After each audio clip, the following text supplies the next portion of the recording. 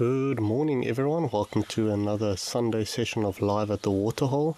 It's myself, Kenneth Gamble. I'll be your guide for the session. I'm starting off here at King's Camp with a lovely, peaceful breeding herd of elephants here, just grazing and enjoying the last bit of autumn before we roll into winter. Just a reminder to send through your questions and comments, and I'll do my best to answer them. It's always a wonderful platform for interesting discussions. You can see this one cow on the left seems to be a bit of a tuskless cow. I don't think she's got any tusks.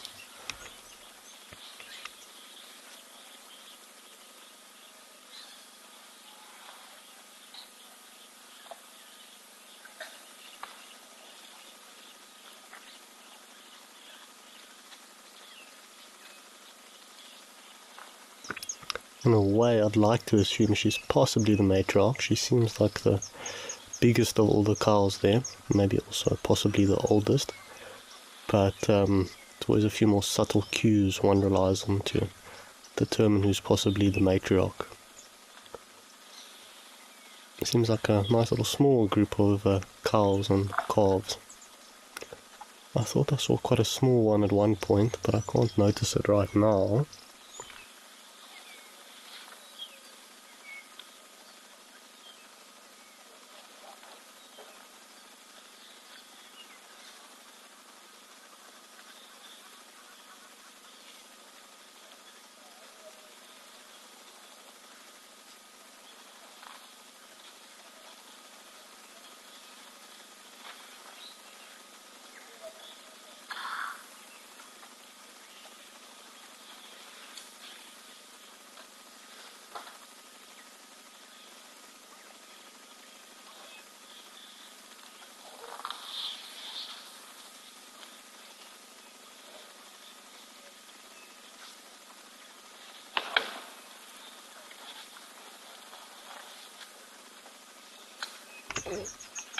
Interesting to notice how much these elephant cows are grazing at the moment. All of them are feeding quite happily on grasses and possibly a few broadleaf plants growing there, but I think the main target here is grass.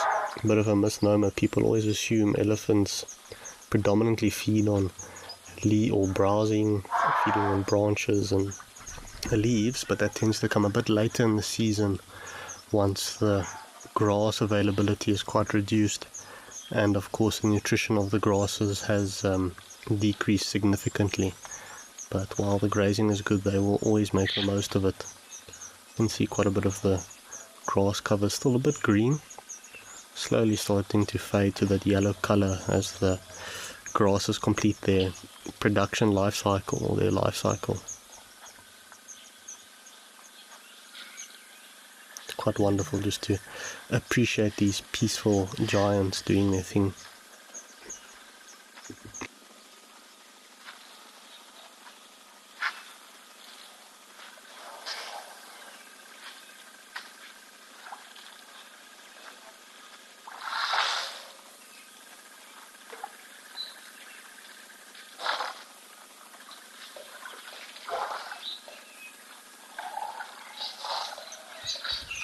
Hi Louise, you say you're heading to Motswari next month and you're asking if the bush is getting dry now. It is getting rather dry. Temperatures are starting to drop. Obviously it's never as cold in the greater Kruger region. It's not a frost area, but one can see that the bush is starting to slowly but surely dry out. Lots of pockets of water left after the floods and good rains. Interestingly enough, I have seen there is some wet weather forecast for the next week or so, and occasional showers, but I don't think it'll be any meaningful rain, and at the same time that rain won't really change too much for the trees or plants. Water is one requirement, and obviously sunlight, but temperature and soil temperature specifically play a large role in the governing of a plant's life cycle. So once soil temperatures start to drop, plants do tend to go into a bit of a resting phase. But I do think it'll be a bit drier, still admittedly thick, plenty of vegetation around. I think it'll only really be later close to July, August, when the bush will truly be thinned out.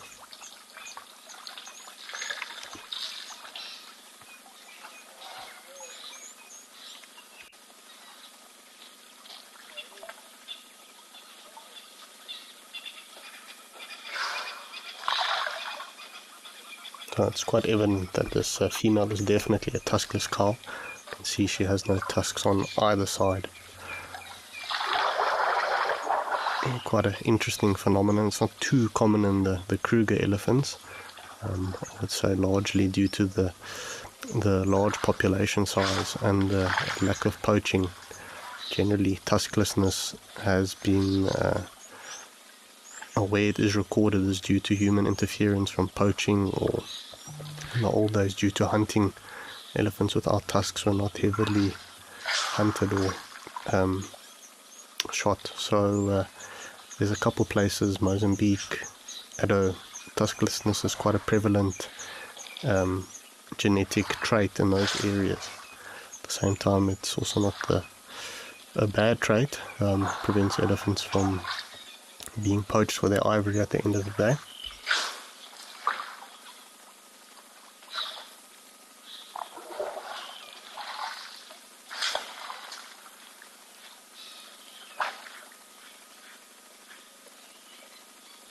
Jordan, you'd like to know if these elephants are old. I would say this female the tuskless female that's drinking at the moment, she's an older girl. We can see her sunken in temples, etc. Just also from her size, I would assume her to be one of the older females, probably in her 40s or possibly 50s. And the rest of the cows here are probably in their middle primes, close to the 30s, maybe a bit below that. But this old girl drinking is definitely the oldest, and that would also lead me to assume she is more than likely the matriarch of this herd.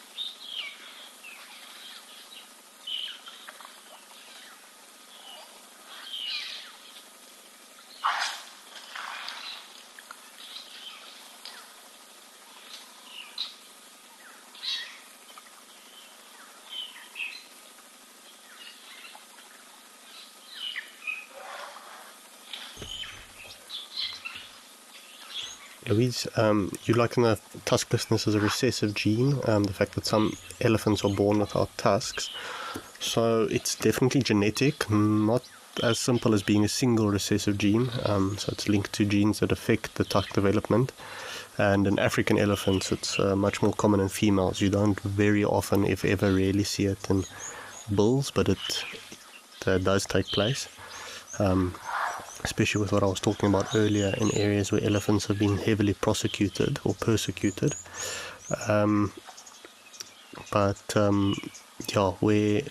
this persecution has taken place or become very common in a lot of war-torn areas in Africa that have now been settled down or conserving nature again, you tend to see that pop up quite quickly in the population.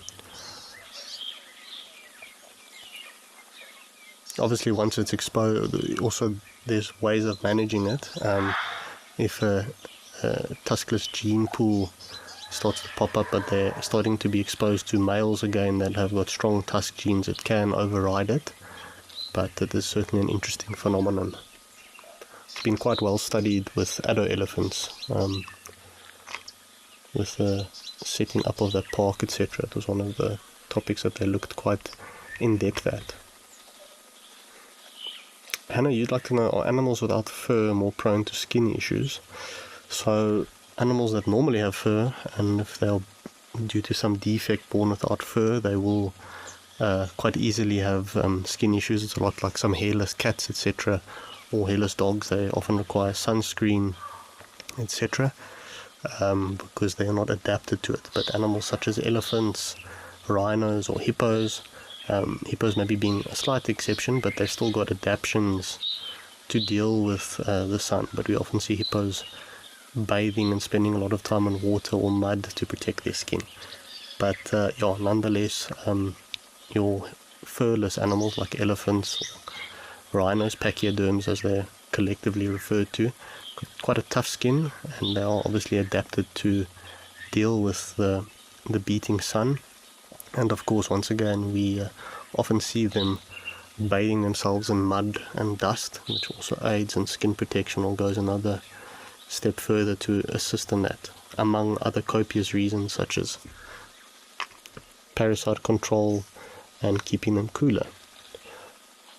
It's been a great start to watch these ellies peacefully spend their time here at the waterhole. We're going to head over to the Serengeti now for a bit.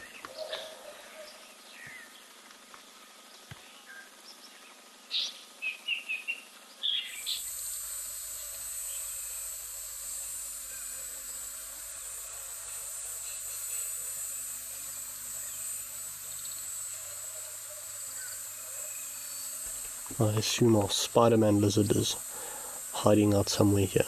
He's always a good old fixture. There's a different lizard.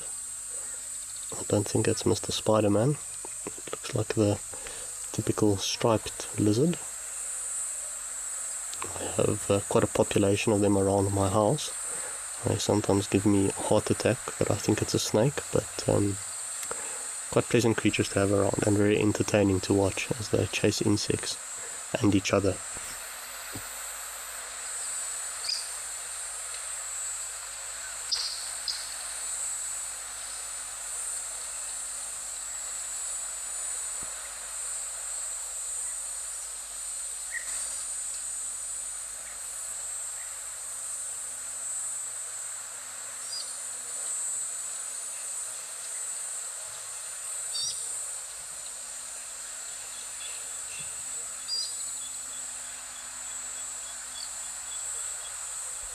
African striped skink being the specific name for the species.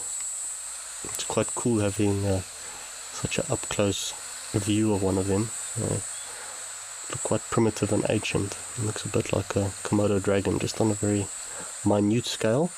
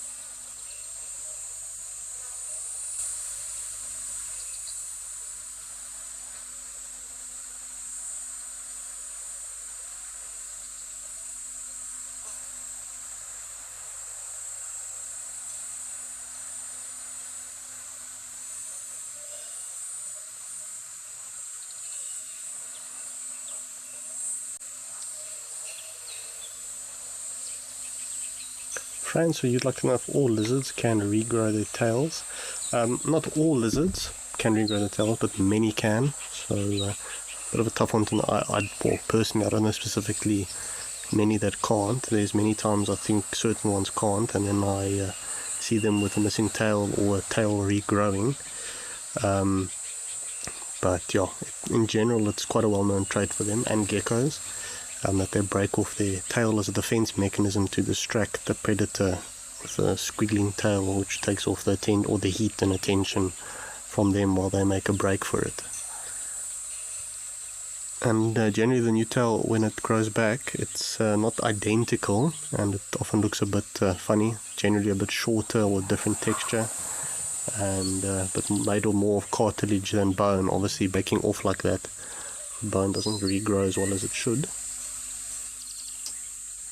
And a lot of your larger, more specialized lizards don't have this ability at all, so it really does depend on the species. For example, your monitor lizards don't break off their tails or lose them. They actually, interestingly enough, rely on their tails as a weapon that they will hit predators with and will whip them. It's quite a hard tail or quite a hard and strong tail that they use for this. You can hear Hammerkop calling in the background.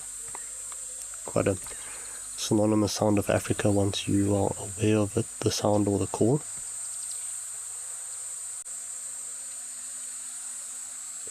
Anyway, we're going to leave our skink for a bit and head over to Victoria Falls for some bird surprises there.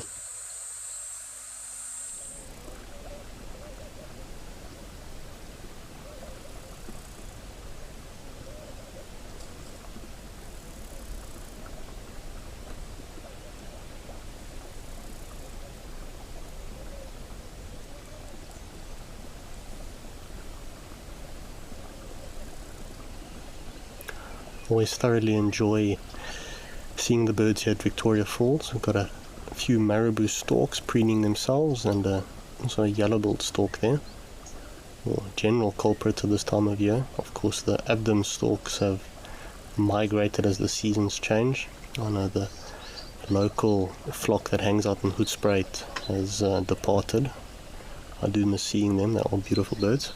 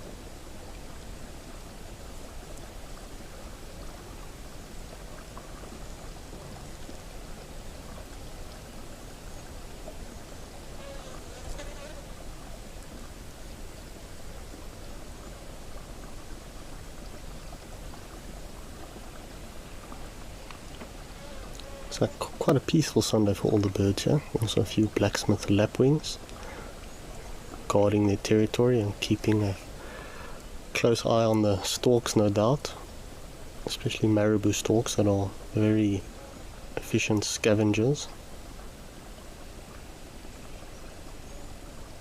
Lapwings don't seem to be too bothered. I see we have a grey heron also cruising in the water there.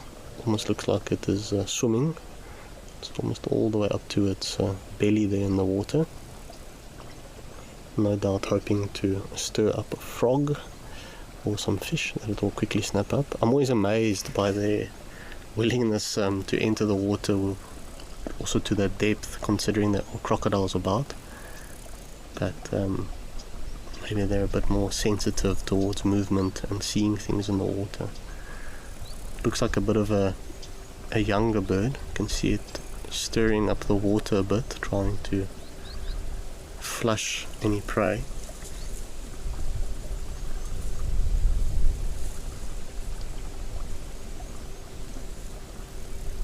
And that's quite funny. The water's actually a lot more shallow than it appeared. It was clearly just a lot more low down on its knees or on its legs, trying to flush any prey.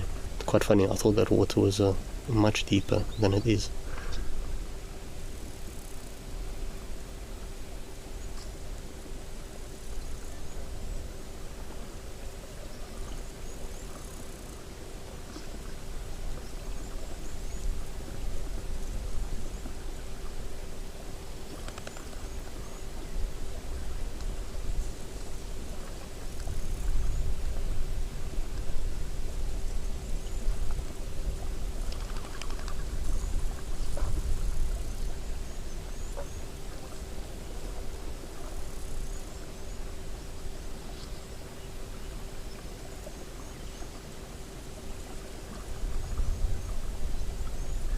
Think of all the large heron-like birds, the grey heron for me always epitomizes a bit of what a dinosaur would behave like, the way they curiously look around and are always on the prowl for something to eat.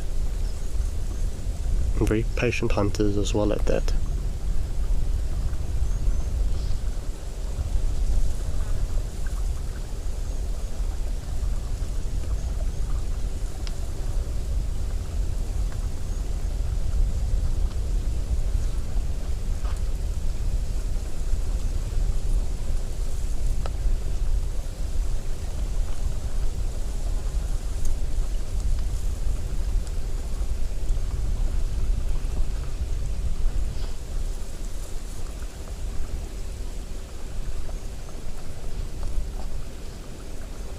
Tyler, you'd like to know if birds have bones in their legs. Definitely so, it goes without saying. I think if I could give a simple example, if you've ever eaten a chicken drumstick, that will answer your question. But of course their legs are quite specialized. They don't bend in the way that a lot of other animals, human legs for example, bend forwards, and theirs bend back, and the heron moves off there. But yeah, their bones are a lot more specialized and are quite strong and long, especially in the herons or the storks, to give them that extra height, which is quite useful for perching or wading. But that knee, or it looks like a knee to us, that backward knee, is actually an ankle joint. The real knee is further up, but just based on the way that the bones are elongated and specialized, it comes across as that being the knee, but it's essentially actually the ankle.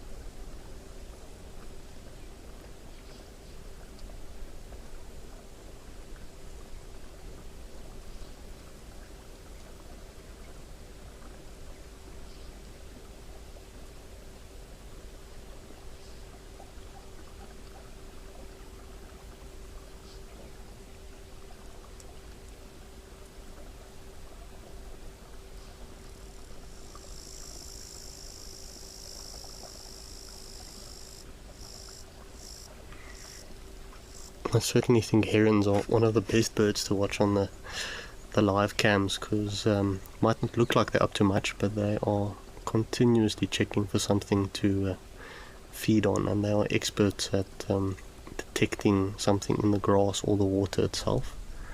I know we have seen quite a few heron kills during a couple of the live at the waterhole sessions. My favorite is when they grab a fish. That's always a lot of excitement. And sometimes quite large fishes at that as well.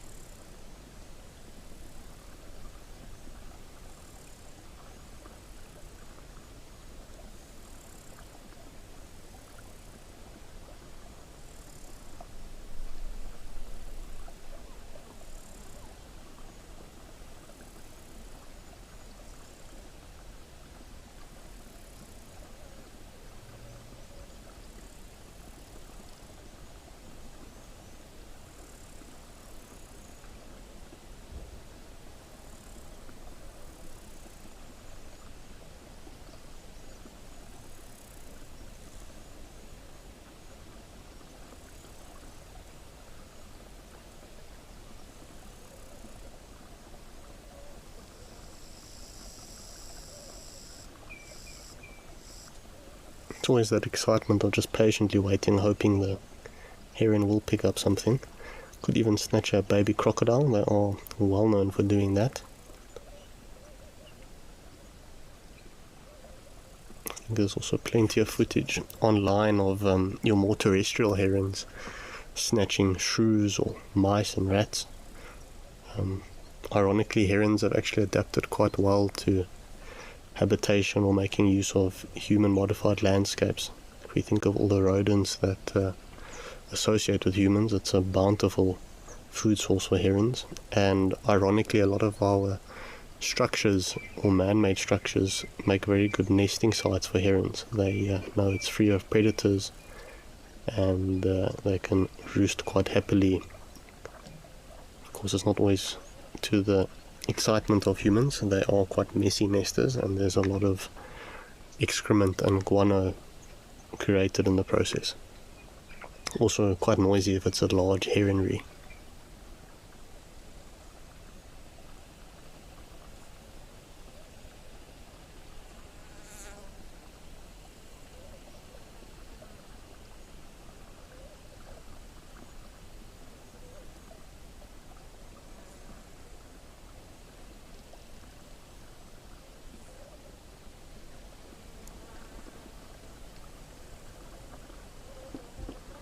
Off to try a new position there, maybe a bit more fruitful. Seems to be a bit busy as it moves through the flooded vegetation there, or shallows.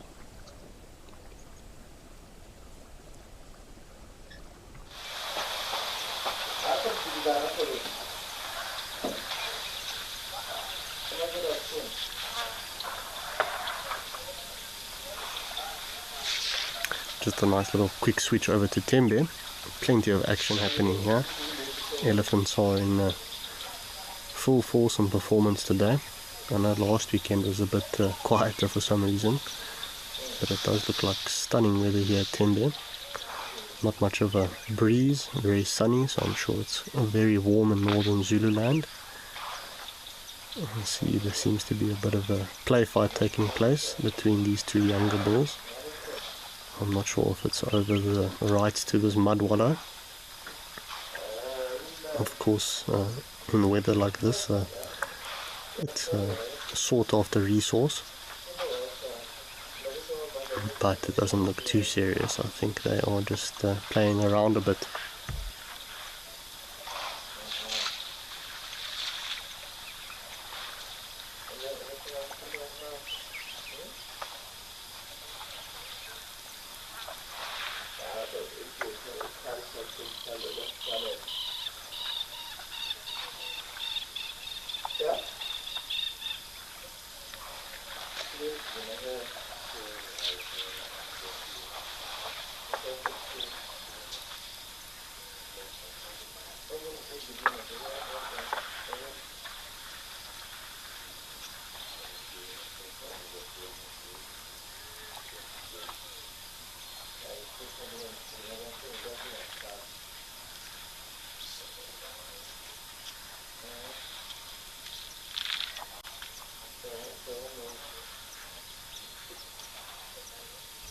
Well, we're going to leave these Ellies alone for a bit, and I'm sure we'll be back here a bit later, but off to Rosie's pan.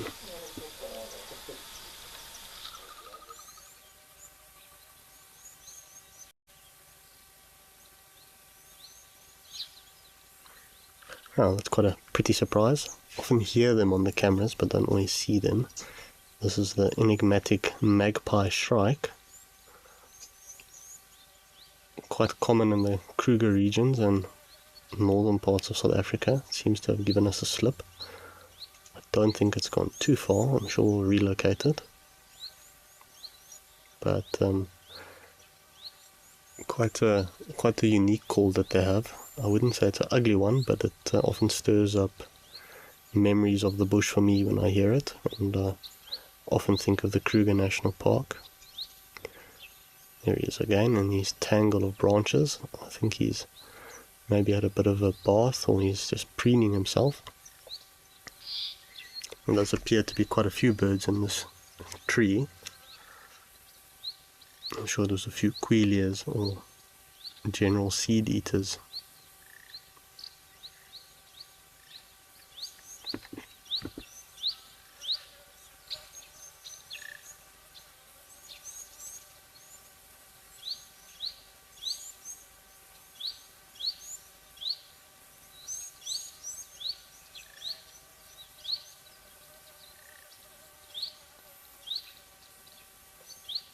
And they are quite interesting birds to watch. They generally are not solo.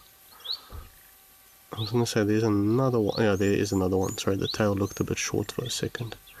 So they are often generally in groups, and they sit on a low perch watching for insects that they fly down and grab. It can also be quite entertaining to watch the way they display and whistle in unison. We've got quite a bit of activity today here at Rosie's Pan and the surrounding bushes. It looks like quite a few grey-headed sparrows from what I can tell, and of course some laughing doves as well. Your typical bushveld birds that you could expect to see at a waterhole, at this time of day anyway.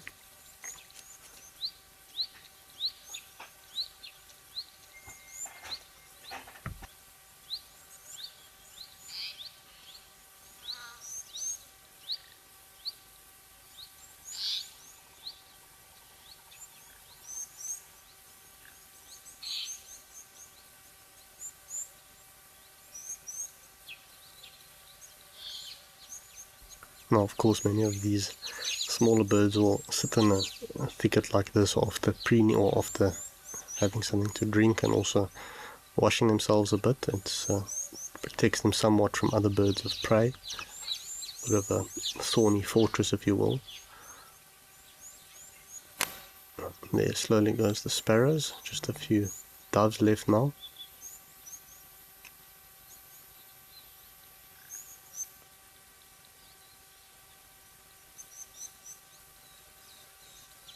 Can't see that one too well. Ah, it's a cutthroat finch. That's a pretty one. It is something we often see at some of the other cameras, but they can go unseen or quite unobtrusive at times. Quite a descriptive name. I know, maybe a bit upsetting to some people, but it's still a very pretty bird. I think behind it, I thought it was a firefinch for a second, but it actually looked like a green-winged batellia. Of course, filming birds is never easy. They move quite a bit, especially the smaller birds. They are not one for posing and keeping still. It's quite a challenge, but at least our cutthroat finch is being obliging in this situation.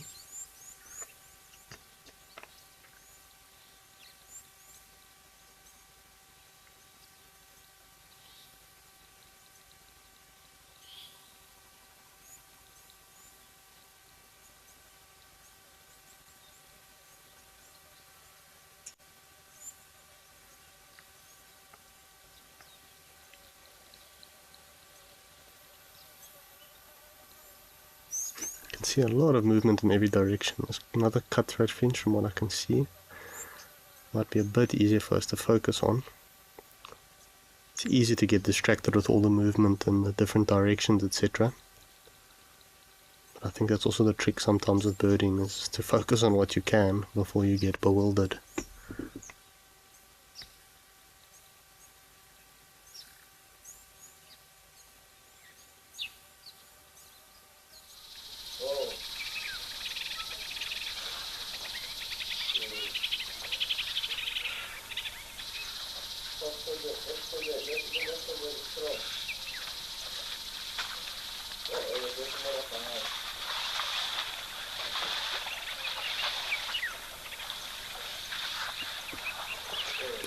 Getting a bit challenging to keep on track of those birds, so we've just come back to Tembe and see what our elephant friends are up to.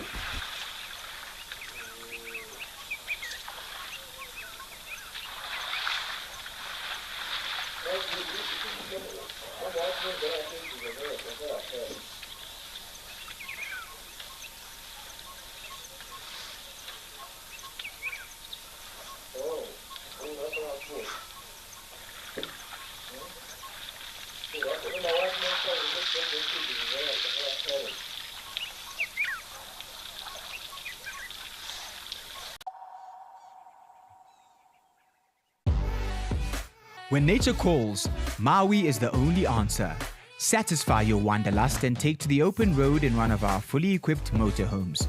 Boasting a fridge, gas stovetop, AC and bathroom, our motorhomes are comfortable and spacious, making any self-drive adventure in the Kruger or garden route memorable. Whether you travel alone, as a couple or the whole family, Maui has a motorhome for you. Maui, home where you roam. For over 10 years, we have been devoted to tracking and protecting endangered mammals in South Africa. But we can't do this alone. We need your help. Join our Art for Conservation worldwide online auction, showcasing work from incredible wildlife artists. Your winning bid contributes directly to the protection of these mammals. For more, visit voucherlegacy.co.za. We invite you to a different kind of safari. Rugby and Safari by Wild Earth Travel brings UK supporters to South Africa for the Nations Championship 2026. Watch England, Scotland and Wales go head-to-head with the world champion Springboks. Then go beyond the stadium, from world-class rugby to luxury safari. Hosted by a South African rugby legend. This is the only way to tour South Africa. Rugby and Safari with Wild Earth Travel. Even a hyena coming into the action as well now. Oh my word! She's stalking the hyena now. Leopard, hyena, lion, all together in one shot. Oh. Whoa. This is action-packed.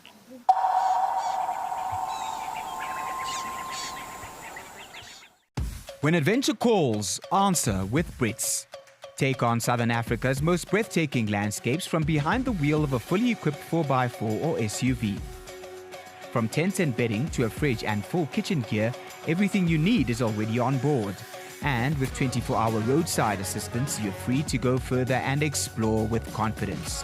Open roads, total freedom, no limits, just the journey ahead. Brits, equipped for adventure. Hole there, he's really getting into it. Sometimes the best way to coat yourself in mud is simply just to roll in it. Quite comical watching this behavior.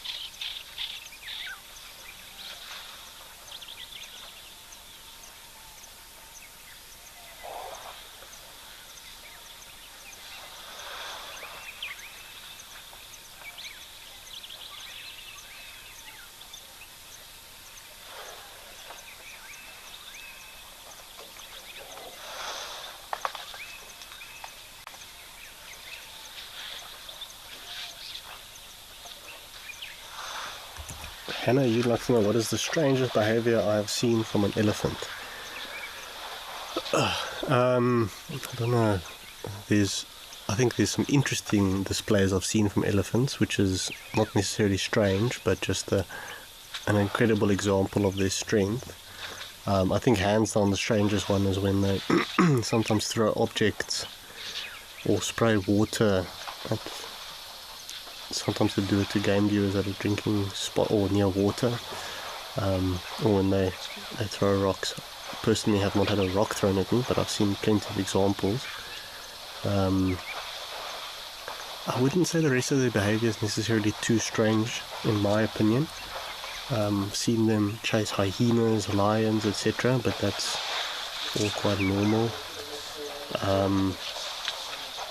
Sometimes which is quite strange is how they will, generally a breeding herd or some other bulls will be at a waterhole, and it's as if they catch scent of something and all of a sudden it's pandemonium and panic and they go scrambling in different directions. Of course you don't want to be in the path. And I guess that's always a bit strange because visibly we're not able to notice or see anything and everything else seems calm for the other animals. But that being said, I guess they have, they communicate with one another, their hearing is much better, their sense of smell is incredibly acute. So they might pick up on something we just can't see or aware of. But that's often a bit of a head-scratching moment that I've experienced when you see them just tearing off at mass panic through the bush or away from the waterhole where they were a few minutes ago, quite peacefully enjoying themselves.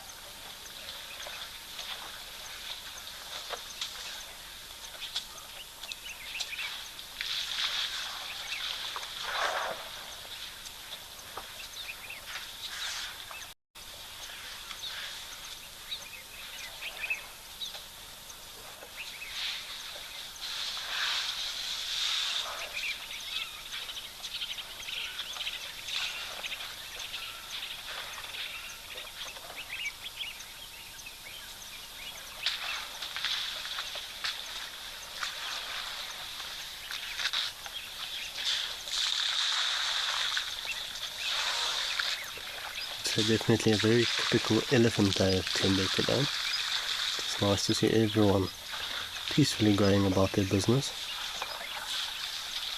It does certainly look like every time we come here there's a bit more mud sprayed on the plants and the bare patches are a bit more exposed.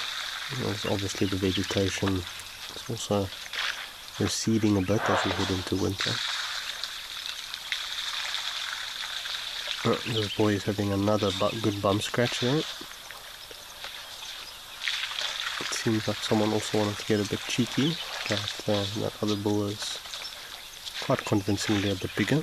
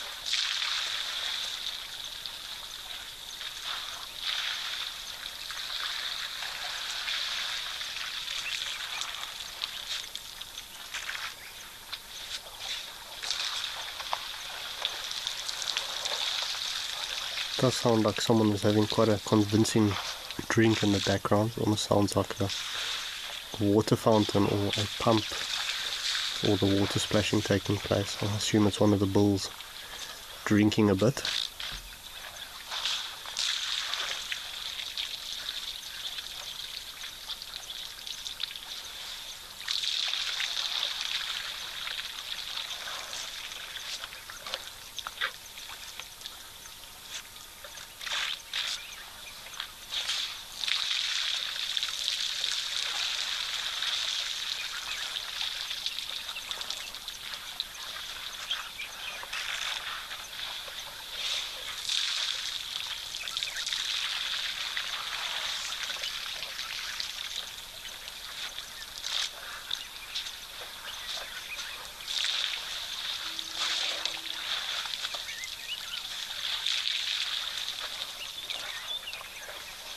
It is wonderful to just simply admire these giants. They are quite stunning. Goodness, there's quite a few of them all over the show. I think there's at least 10 or so elephants spread out through the 180-degree field of view there.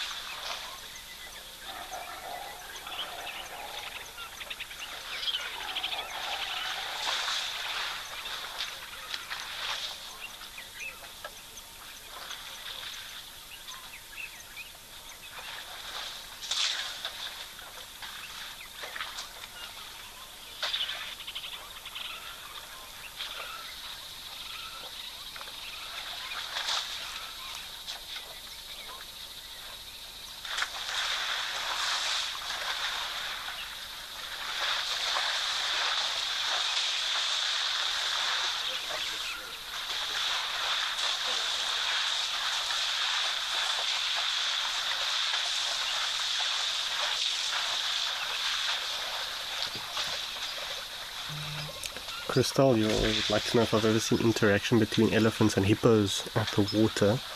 A few times, not too much. Generally, I think the hippos try to avoid the elephants. Once again, depends though, I guess, on how aggressive or defensive the bull hippo decides to be. They are quite possessive of their watery kingdoms.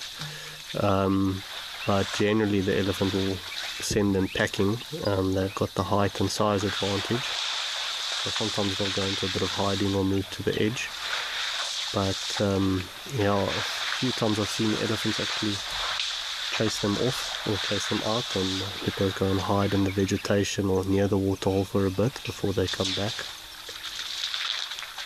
Sometimes they will try to stake their claim or fight back a bit, but I want to say it's almost quite boisterous or naughty activity from younger bull elephants that you tend to see when they harass the hippos. Of course, if the hippos can get into the deeper water where they can hide away from the elephants, they will. But 90% of the time it's generally peace and quiet. They don't bother each other. They have no reason to.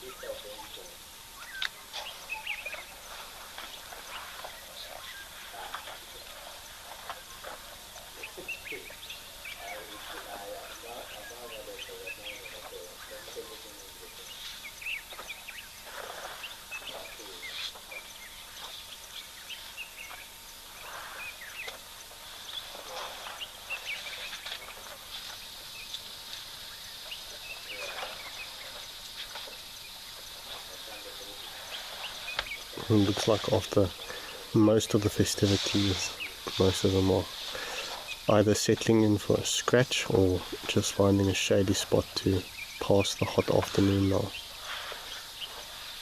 I see this bull's got a bit of an itch behind his ear.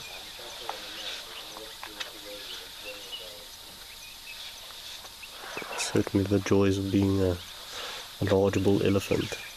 Of course, not an easy life. It's rough and tumble. You got to fight for your place on the hierarchy. But sometimes I do find myself jealous. It looks rather peaceful.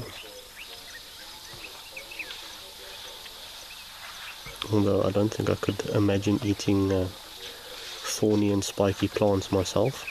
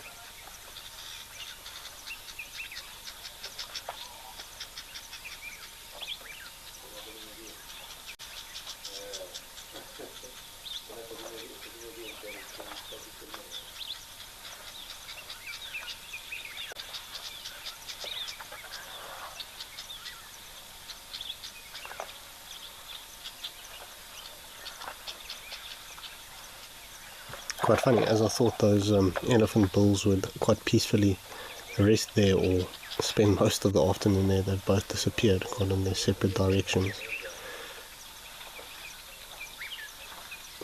Just, I think maybe a good example of how unpredictable animal nature is. Even when it seems obvious, they do as they please, simply.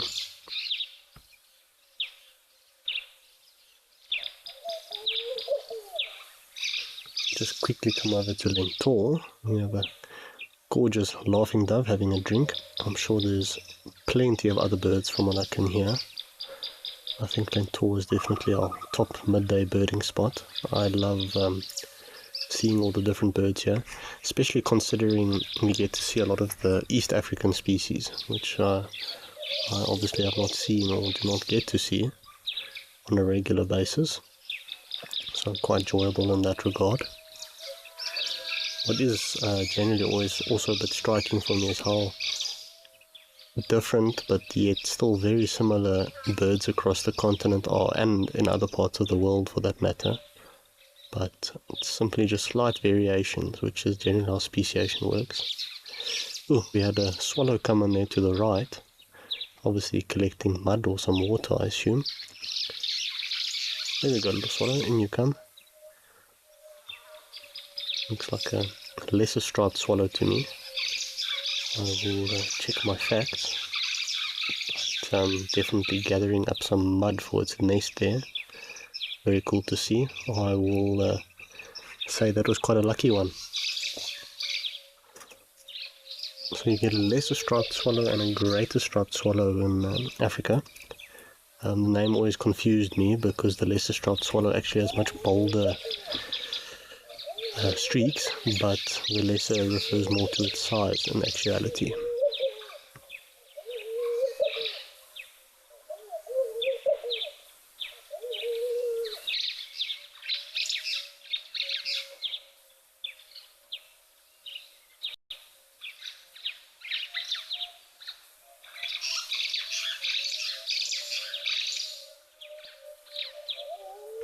And there we go, let's come back again. Also, the easiest feature to actually identify the swallow is the fact that it's got orange cheeks. Your greater striped swallow would have white cheeks. So that's quite a quick little tip or trick one can use. But very cool to see these little aerial acrobats coming down to terra firma and giving us a chance to appreciate them. It's not easy to watch them. I struggle profusely to identify swallows in the air. They look all quite similar to me and they fly incredibly quickly. So I do get quite happy when I see them perching or sitting somewhere. Compared to swifts that will never perch, you have to simply adapt and learn to identify them in the air. But luckily they're quite simpler compared to swallows. They've got quite simple features and shapes that one looks for.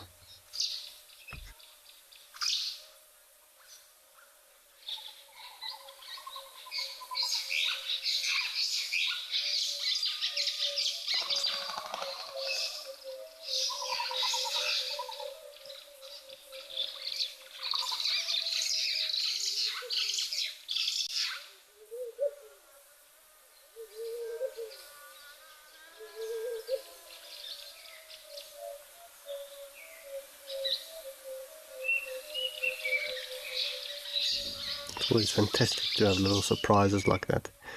Just when you think there's nothing unique or interesting taking place at the waterhole, the bush has a surprise in store.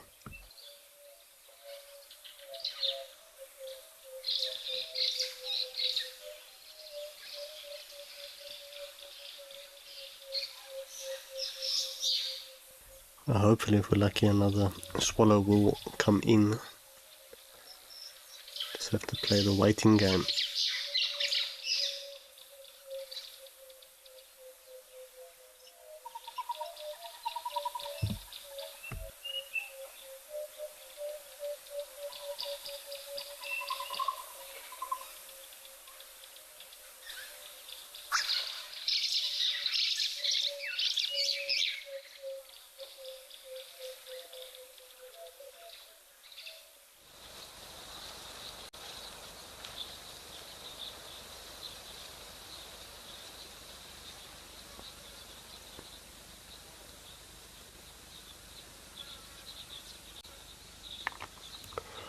Well, it's easier to watch some zebra and giraffes at Safari Hook instead of waiting for a lucky swallow to pop by again.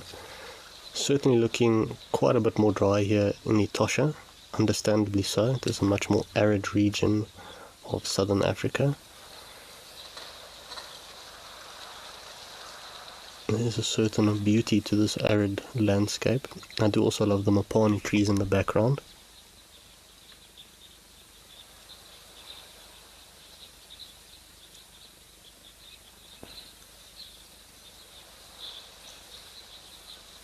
And of course, at this time of year, most of your action is around the waterholes. It's brilliant for your game viewing, as the animals' access to surface water is quite decreased.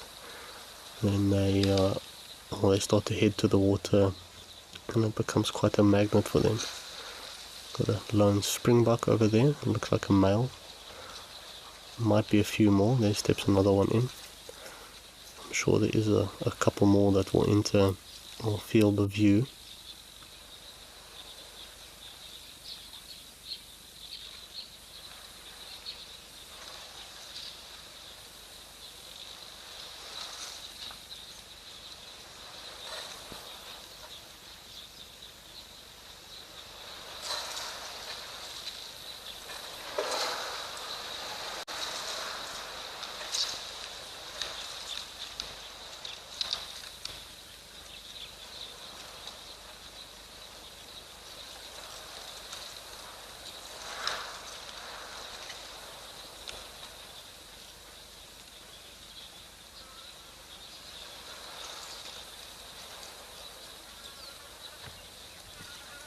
Brad, you'd like to know, if we don't track the numbers of birds, how can we tell when the number of a species are not doing well? So the numbers of birds are kept, well, in general, people keep quite a close eye on the numbers of birds. Obviously it depends how serious a bird watcher you are, but there are plenty of citizen science apps like eBird. In South Africa we use BirdLasser and Bindu, but eBird is quite a globally recognized listing application where you list where you saw a bird, when you saw it. So generally as soon as you put it in, it knows the location and the time and how many species you saw. So that's a very good way for, while people are bird watching, numbers of birds are being counted, and species distribution is checked numbers, regular sightings, etc. And on top of that, there's also plenty of dedicated researchers that keep an eye on birds that are known to be a bit more threatened or how they're doing. But there's an incredible amount of information that's continuously collected through various ways. Citizen science plays a very important role in doing this. Obviously, a handful of researchers will never be able to do all of it, but there's many global days, Global Big Birding Day, Big Birding Day. I know the flyways also have days where people go out in teams to see who can see the most birds, etc. And of course it's an honor-based system, but most people who bird generally are very serious and dedicated to the science behind it. So in that way, bird numbers are kept track of quite well, etc. Because, for example, there was a certain lark species in South Africa. Over the years, the numbers started to dwindle, and more focus was brought to this, and yeah, that's how they knew the species was not doing well, and there's corrective action being taken to try turn the population around and support them. But I would say bird numbers are definitely tracked and kept on, and an eye is kept on them.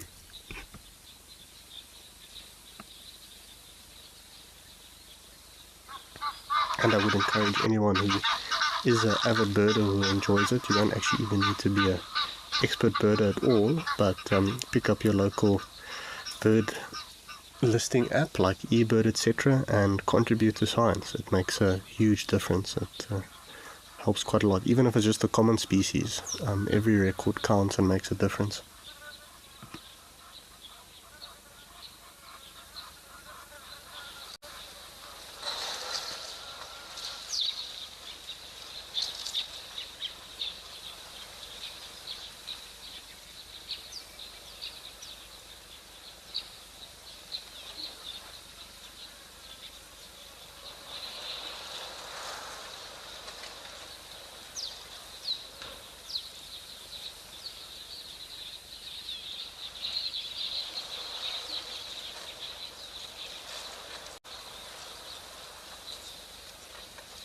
Sneaky grey heron has just popped in there.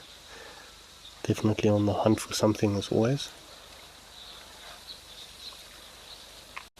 Nina, you'd like to know if giraffes would struggle more than other mammals on an area with bad air quality. So no, giraffes wouldn't necessarily struggle more than any other mammal because of their height, etc. They're not abnormally or excessively tall, that they're exposed to different levels of air. And they do have rather large and efficient lungs, so yeah, they are consistently processing air, and I understand possibly where that thought comes from. But with most wildlife, any poor air quality from dust, smoke or pollution, it will affect their respiratory health regardless of their height or size, and that's why most places where we find all these wonderful animals are in quite rural or conserved areas away from industry and pollution, etc. And those systems are a good example of what nature looks like when it is kept away from human pressures. And just to add to that also, I think that dust blowing was also a good example. Animals have adjusted to certain conditions like smoke or dust. That's a normal phenomenon. Obviously, being consistently exposed to it will have an effect, but their bodies are adapted to deal with more natural circumstances like that. And of course, your issue only comes in with prolonged unnatural pollution exposure to animals such as that, which is incredibly rare if you consider where a lot of national parks and game reserves are found throughout Africa. They are normally quite far away from industrial areas.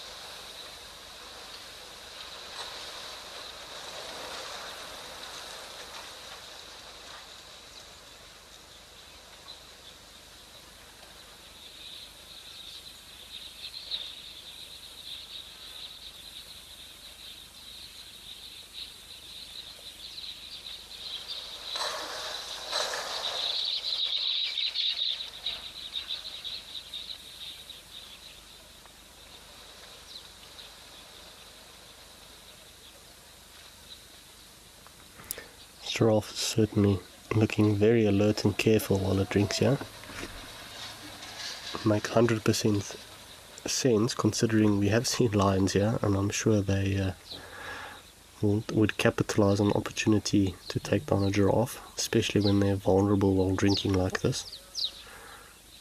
Fortunately, the giraffe does have a good amount of vision, and it is relatively open here, so I think it would have tried to look as carefully as possible before having a sip of water.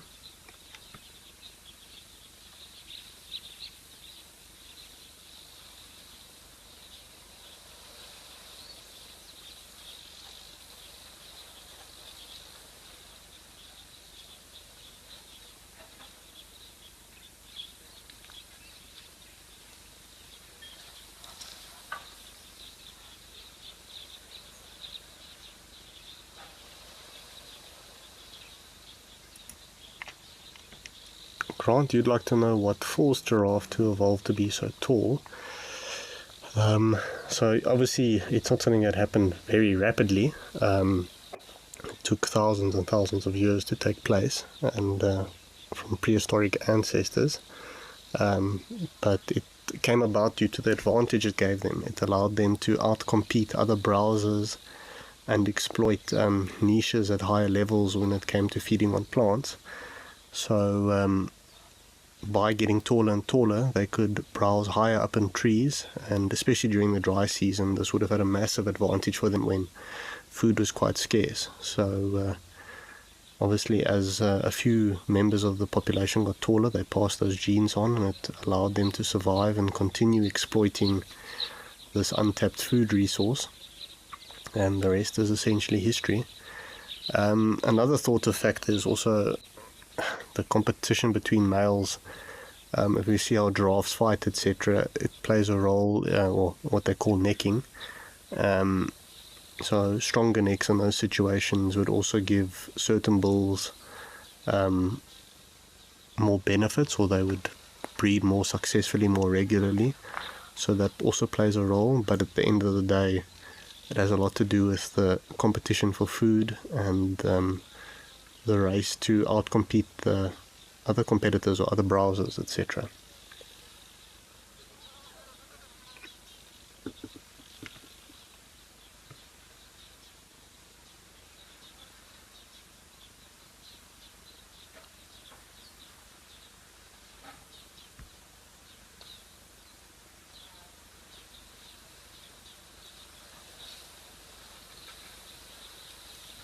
Well, this giraffe is definitely getting the most out of its effort for getting some water. I'm especially sure in this dry, arid environment of Etosha, it is quite parched, and it's also wise to fill up the tank before you head out. You never know when you will get another drink. Of course, giraffes are quite well adapted for arid environments, and their large legs allow them to travel vast different distances with relative little effort. Obviously, the amount of ground they travel just with one step plays a big role, but this giraffe's definitely enjoying its Sunday sip.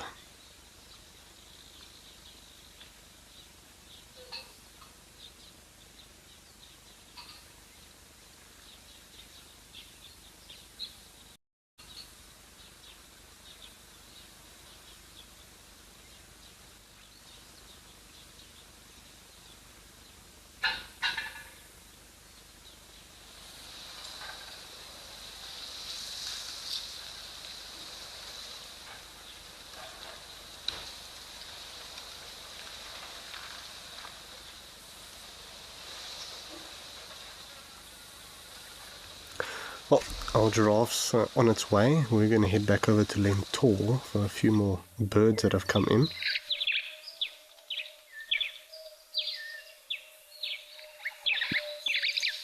can see the swallows are hard at work collecting mud for their nests.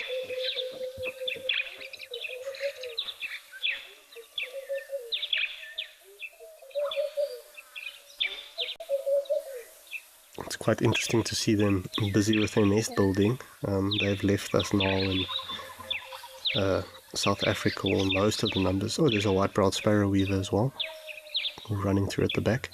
But yeah, most of the lesser striped swallows have left our areas. Obviously, I was reading that it is still not necessarily maybe the peak of their breeding season, but that could be based on the southern African zones. But they do still breed this time of year, so hence the mud gathering. Not entirely sure where they migrate to. They generally come down to southern Africa quite early, about September, around about then. They're one of the first migrants to get back to us.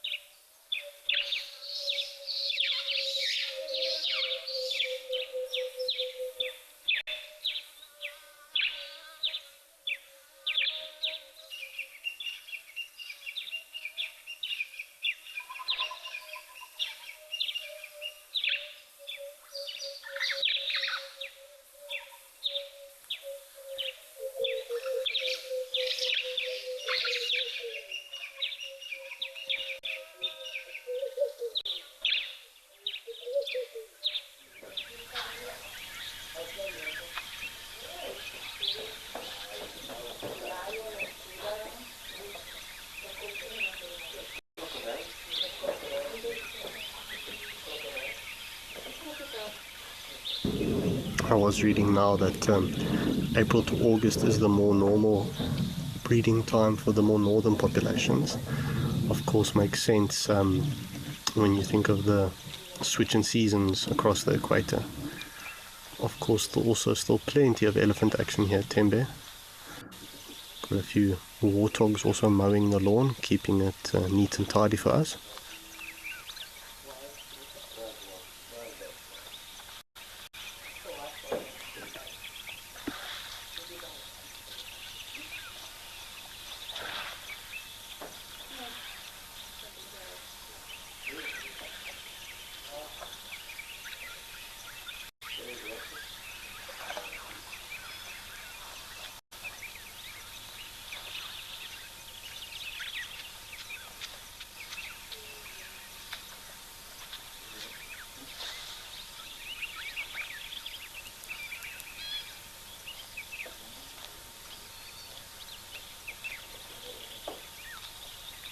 See, that warthog was getting a bit of a scratch on its belly there with its hoof.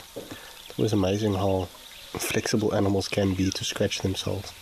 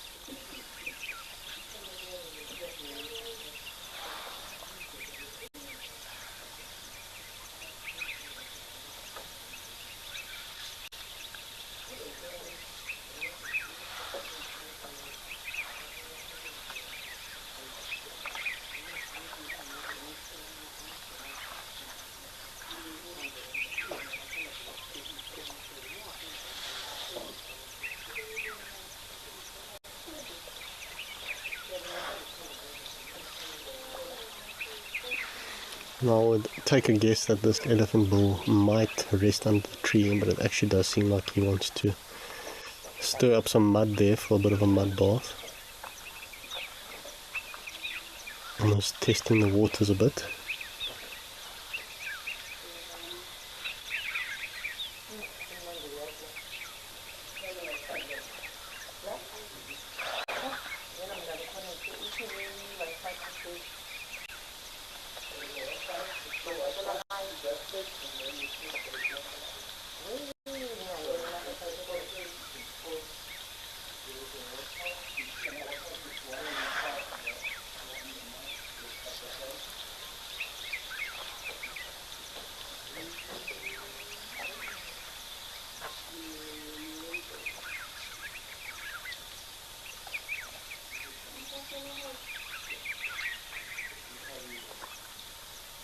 Once again, showing unpredictability at its best.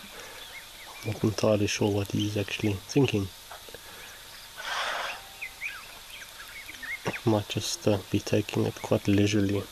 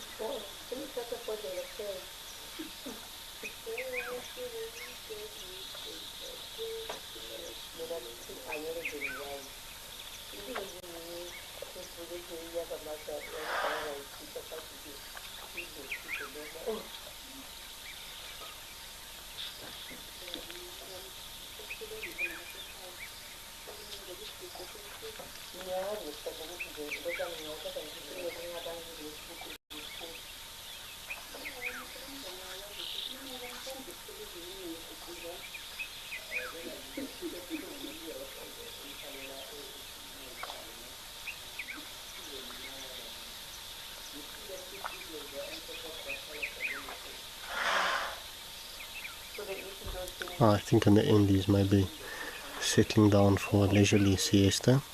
Might not necessarily enter a deep sleep, but just going to peacefully stand in the shade and rest a bit, I think. Can see the wind has picked up a little bit there, Tembe.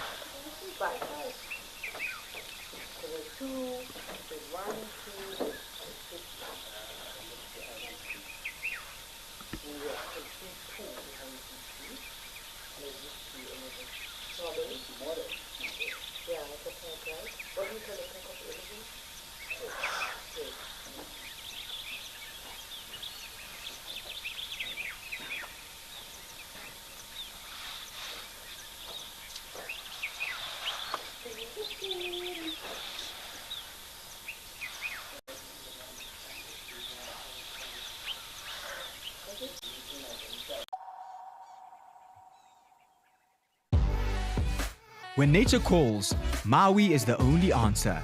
Satisfy your wanderlust and take to the open road in one of our fully equipped motorhomes. Boasting a fridge, gas stovetop, AC and bathroom, our motorhomes are comfortable and spacious, making any self-drive adventure in the Kruger or garden route memorable. Whether you travel alone, as a couple or the whole family, Maui has a motorhome for you. Maui, home where you roam.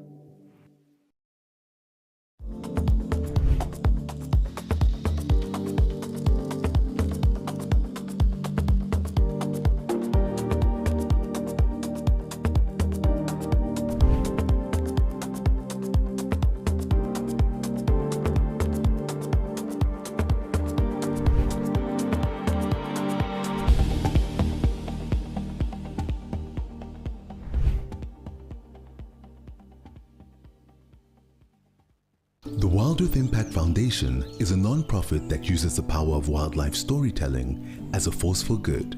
We create sustainable development projects that showcase conservation stories, empower people, and inspire environmental action. As a registered South African PBO, you can make a tax-deductible donation to the Wild Earth Impact Foundation. To find out more, visit our website.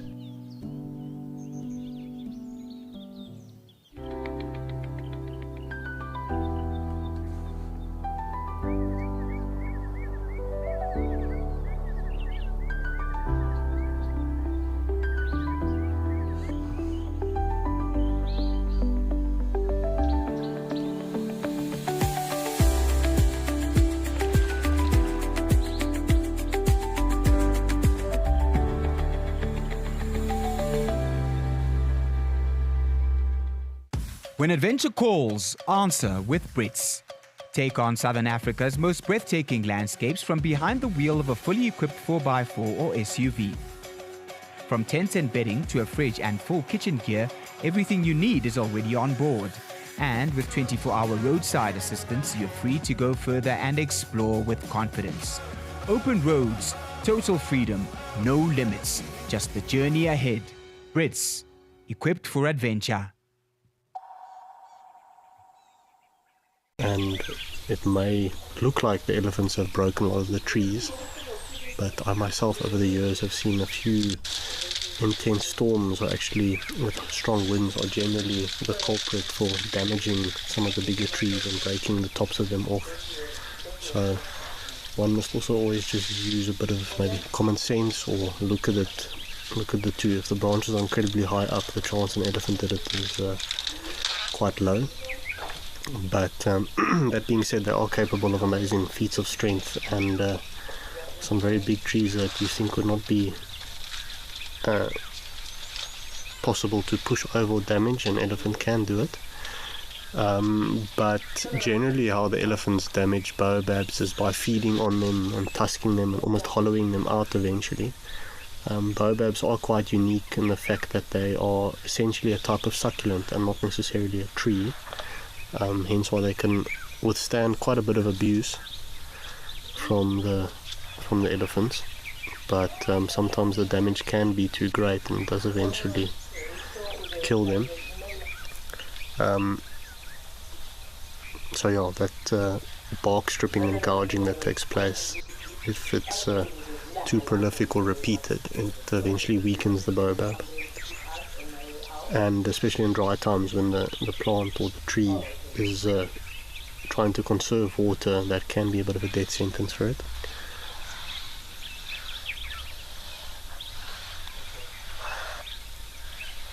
I'm actually trying to think of any of the cameras, if there's a baobab close to any of the waterholes. I think Victoria Falls has a few baobabs in the background. I do speak under correction though, but yeah, I don't think many of our cameras actually have baobabs necessarily around the waterhole or too close by. That being said, you also generally find them in rather arid environments, and they themselves are not very common in the Kruger Park, except for the more northern regions where one tends to see a few more of them.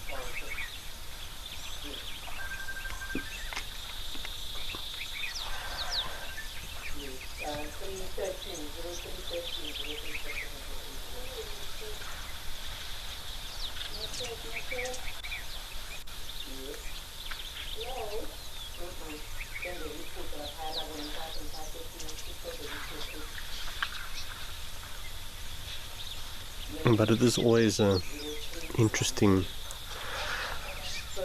I don't know, topic or I think situation how sometimes elephants decide which trees to push over and which ones to leave alone. For example, this one that the bulls are rubbing against, I think that's in the realm of possibilities for them to push over if they really wanted to. It has been documented in many cases where elephants push over trees and they don't even feed on them. So it can be related to, especially in the bulls, testosterone and a bit of aggression. They take it out on the poor trees. But it does create a world of opportunities for other animal species and enables grasses and more sensitive plants to grow from the cover of those branches. But yeah, unfortunately, if one considers how long it takes for a tree to grow, it is not ideal. But I think it's also tough for us as humans sometimes to understand the workings of nature in such ways.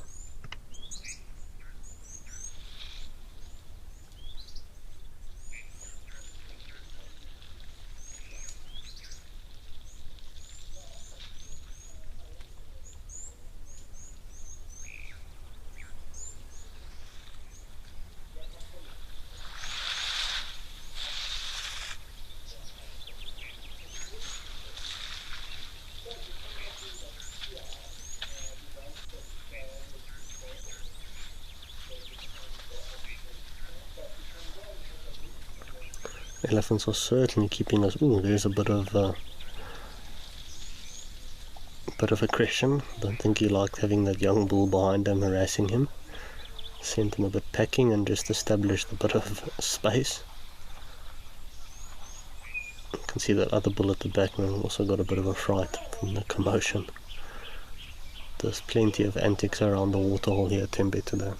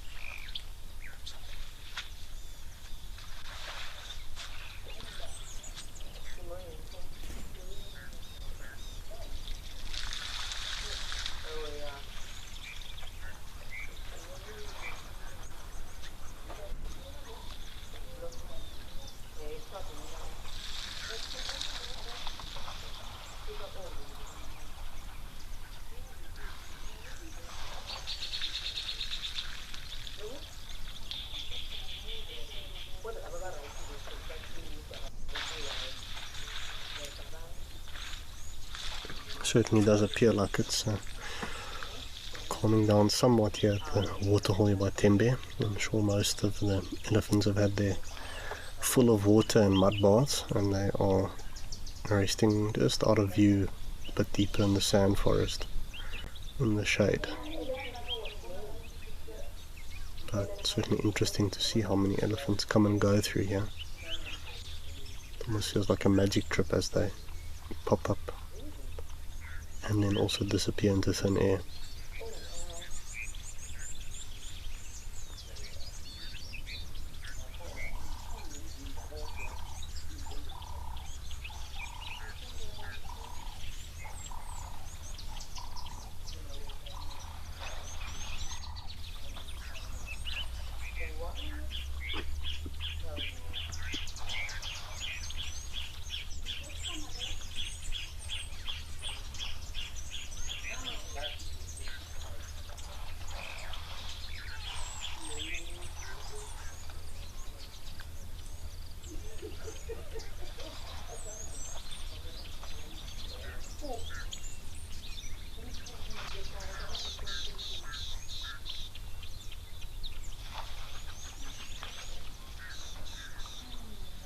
There's definitely still a few elephants here. Obviously these mud holes a bit closer to the hide or camera are the prime mud bathing spots.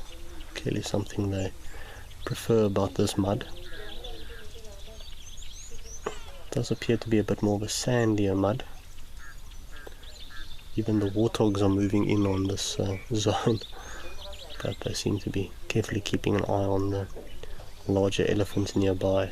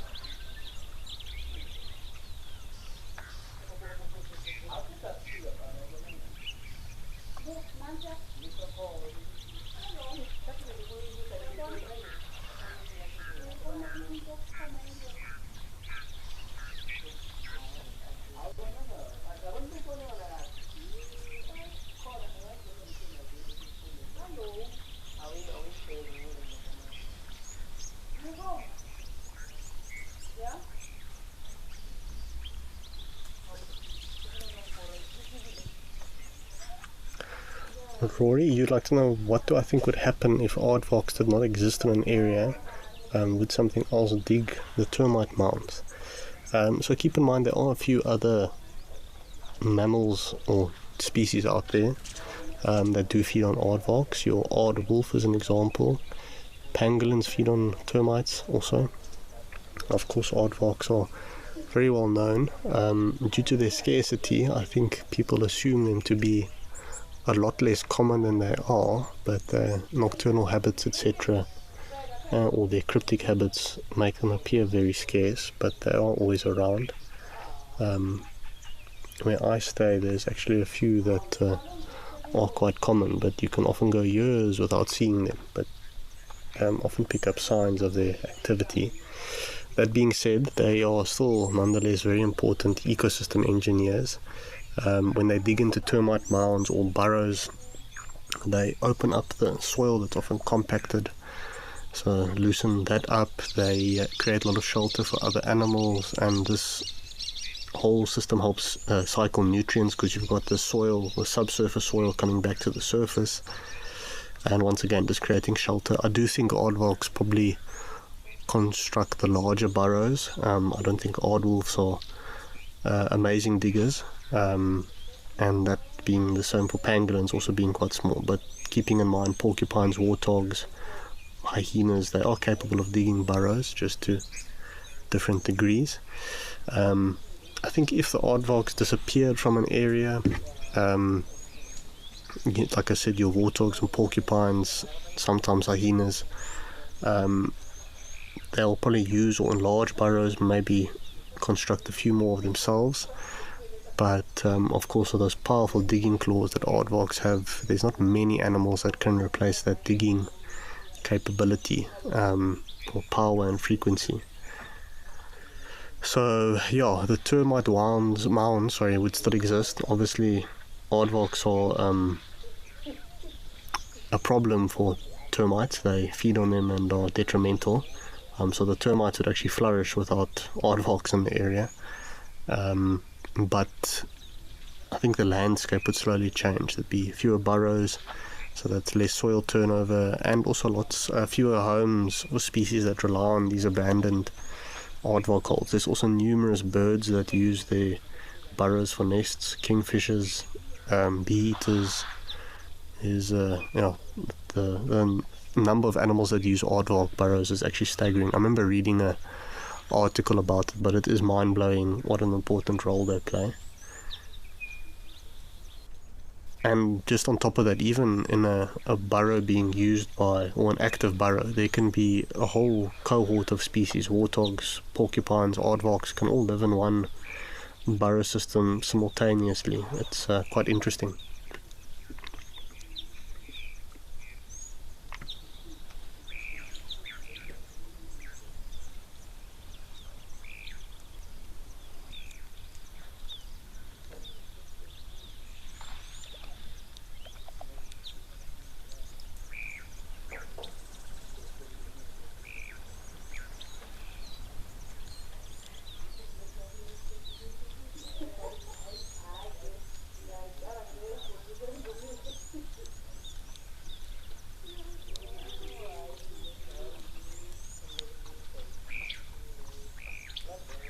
Almost looks like an interesting standoff between these 5 elephant bulls. Everyone giving each other a bit of a stare. Or just having a good old elephant discussion that we can't hear or understand. But it does look rather civil and peaceful.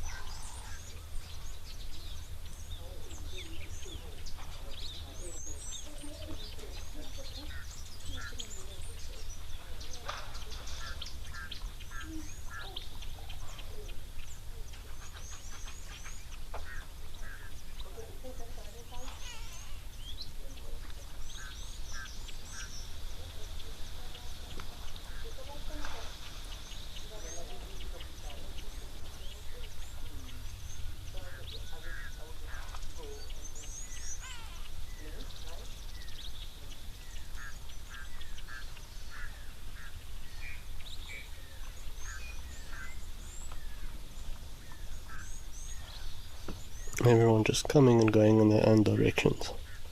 It's almost a constant amount of elephants.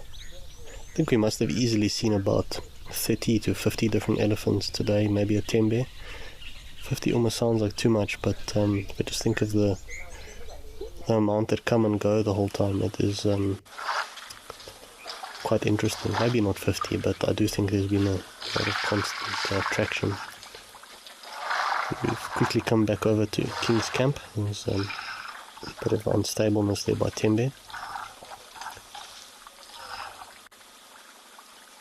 Almost wanted to say this could be the herd we started with, but I see there's quite a small calf. It does not seem to be our herd from earlier. It would also be doubtful that they stayed so still for almost 2 hours.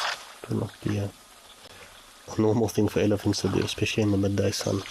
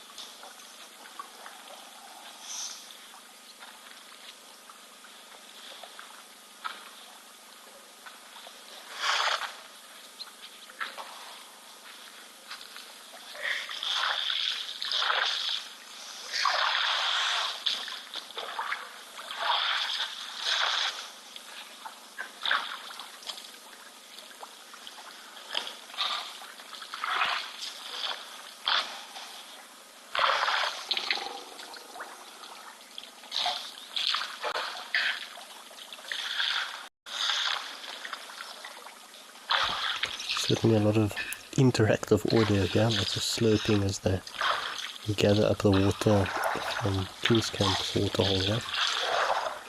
So everyone looks quite calm and placid. Not too much playing taking place, but quite cute to see that young elephant calf trying to master its trunk. Doesn't seem to be doing too badly. Just getting the water in his mouth.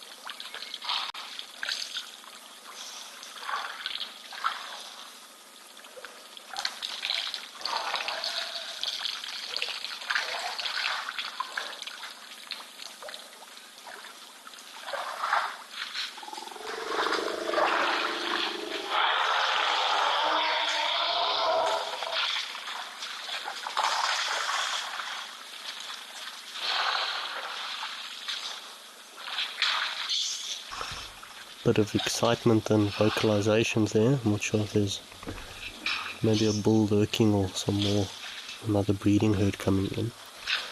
Maximus, you had quite an interesting question. You were asking if I think bulls from the same matal herd have something like a loose coalition or connection when they're on a bachelor herd. I do think there seems to be a loose connection between bulls that have grown up together. Obviously being pushed out of a herd into the big scary open world on your own, it helps to have some familiar faces or associations. So when these young males leave their matal herds, if you will, they'll often join bachelor groups, and sometimes these familiar individuals will spend more time together or tolerate each other a lot more having grown up. But that being said, it's not fixed coalitions like in lions. Male elephant relationships throughout their entire life are very fluid. They come and go. Sometimes they're often together, and then they are on their own at general periods. And I think all the bonds form around age, size, and even sometimes with learning opportunities from older bulls. We often see ascaris, as they're called, but they follow big tuskers, etc. And I think there's a large learning opportunity for those younger bulls by such large, successful bulls. So yeah, there can be a bit of familiarity from the past, but I would say it's a lot more of a loose social network than a tight alliance that will last forever.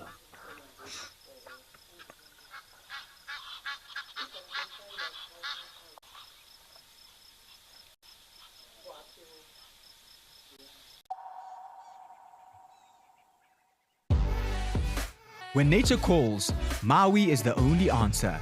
Satisfy your wanderlust and take to the open road in one of our fully equipped motorhomes. Boasting a fridge, gas stovetop, AC and bathroom, our motorhomes are comfortable and spacious, making any self-drive adventure in the Kruger or garden route memorable. Whether you travel alone, as a couple or the whole family, Maui has a motorhome for you. Maui, home where you roam. Hello, I'm James Hendry, and I'd like to take you on a very different kind of safari through the wild heart of Madagascar. In Undersea, we'll track the Indri's eerie call through misty rainforest. Then it's east on to Masuala, where lemurs leap through the jungle, coral reefs glow beneath the waves, and adventure waits around every bend. Come, let's explore it together. Alright then, let me show you what you're missing. Our archive allows you to delve into the past, be it yesterday or many years ago. You can visit characters who've left us. Doesn't ever get old. This is, of course, the Little Prince, Hosanna, guides who've moved on to other things. Tingana's walking right in front of my vehicle. These guys are the sausage tree pride. Classic stories and wonderful moments. Wild Earth Explorers, wilder together.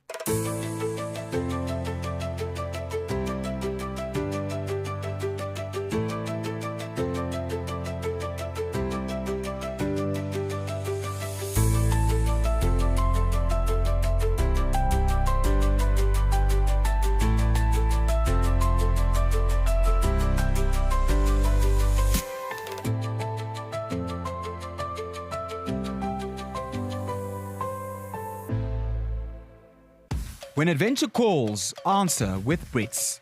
Take on Southern Africa's most breathtaking landscapes from behind the wheel of a fully equipped 4x4 or SUV. From tents and bedding to a fridge and full kitchen gear, everything you need is already on board. And with 24-hour roadside assistance, you're free to go further and explore with confidence. Open roads, total freedom, no limits, just the journey ahead. Brits, equipped for adventure.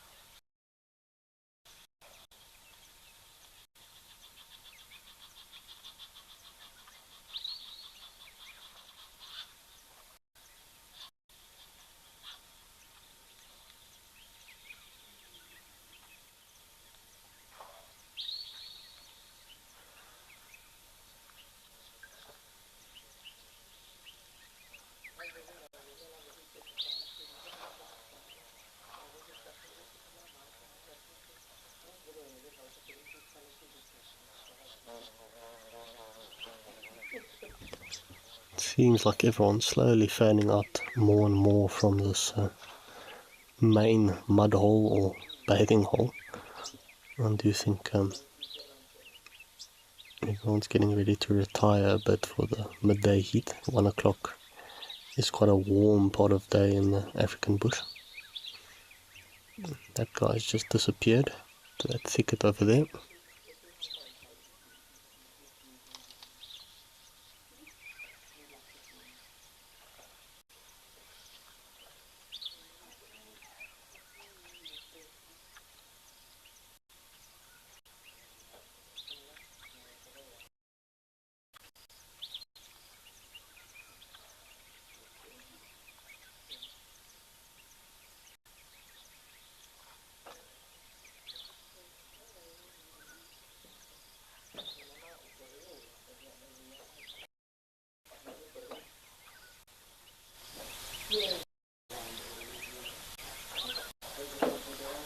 It's always quite funny how sometimes they can appear completely frozen. That bull's resting his back legs a bit. You can see the other bull has his trunk very much flat on the ground. That's normally an indication of listening or communicating, as they pass on vibrations through the ground like that, or pick up vibrations. It's more than likely what's taking place there. If he was wanting to rest his trunk, he probably would have done it across his tusks. So I do think there's some communication going on there. There's a nyala that's come out of the thickets over there. Very secretive antelope when they choose to be.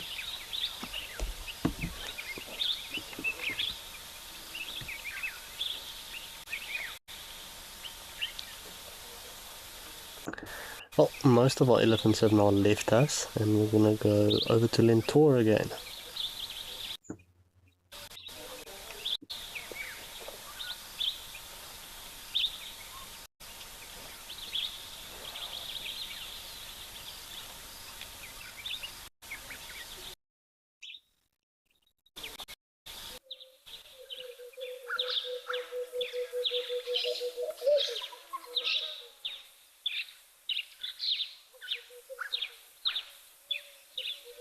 I was doing my best to keep it a surprise.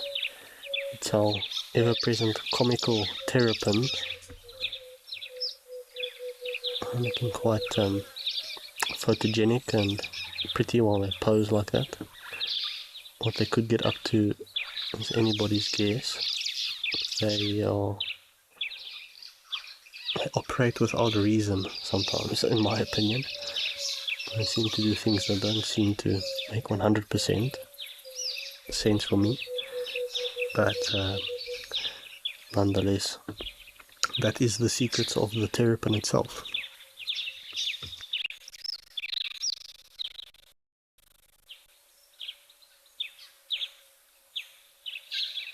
Very beautiful bird calls coming out from there.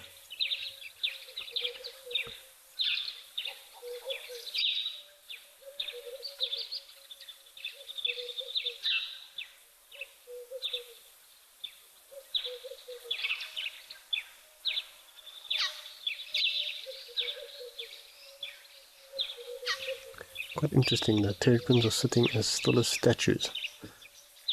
If it wasn't for the occasional breath of air or a blinking of an eye, they would definitely pass in that regard.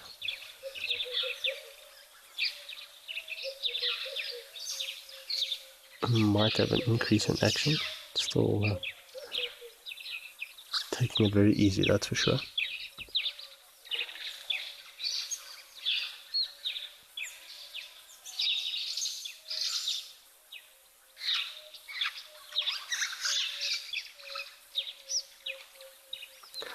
Sometimes tough to think the terrapins are capable of much rapid movement. They look quite ungainly at times, or a bit awkward on the land, but they can move incredibly fast when they feel the need to.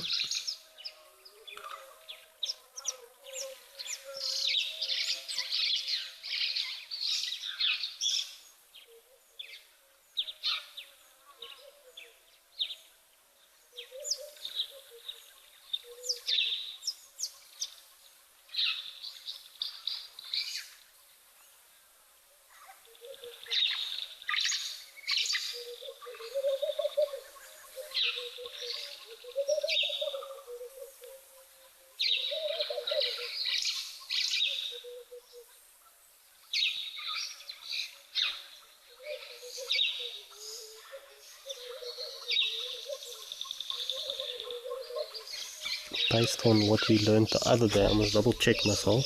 I think this is the male on the left with the longer tail. Let's just not get my wires crossed, but if I'm not mistaken, yeah, the terrapins with longer tails are the males. Also seems to be a bit of a larger individual. But in reptiles, that also often proves to be the opposite. Generally, females, and same with birds, tend to have larger bodies.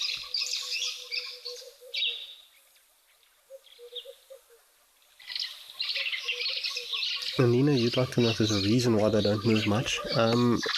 in general, I think it's a reptile trait, conserving energy, considering that they're cold-blooded, so they do need to bask to warm up themselves so that they can move around, etc. And a great deal of their lifestyle being ambush predators, their whole lifestyle is about conserving energy. Also, if you think about how much energy they would lose while swimming, it cools them down quite a bit, of course, to a certain degree. But yeah, I think it just comes down to them conserving a bit of energy at the moment and then basking at the midday to build up their body heat.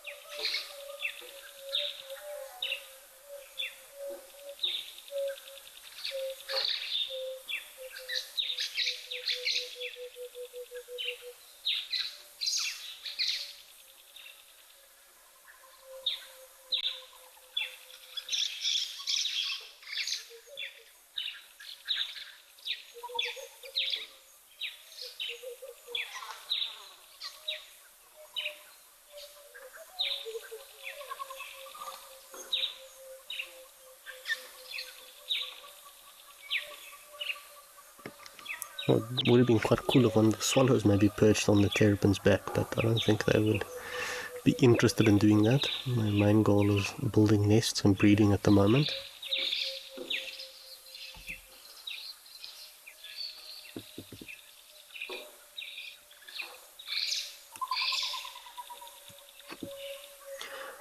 Once again, thanks to everyone who joined for today's session of Live at the Waterhole. Certainly was a laid-back one, lots of elephant action and a few interesting birds, but nonetheless very peaceful and great way to enjoy nature.